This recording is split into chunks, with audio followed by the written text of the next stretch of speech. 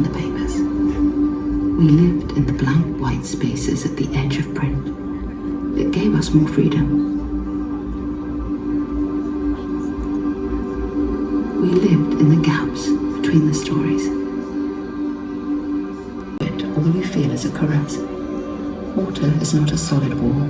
It will not stop you. But water always goes where it wants to go. And nothing in the end requires.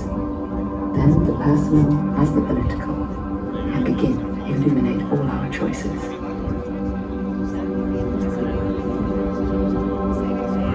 The revolution is not a one-time event. I am going to write fire until it comes out of my ears, my eyes, my nose holes, everywhere. Until it's every breath I breathe.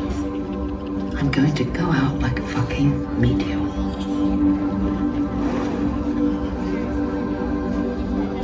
A story that makes sense is one that stirs the senses from their slumber, one that opens the eyes and the ears to their real surroundings. To make sense is to release the body from the constraints imposed by outworn ways of speaking.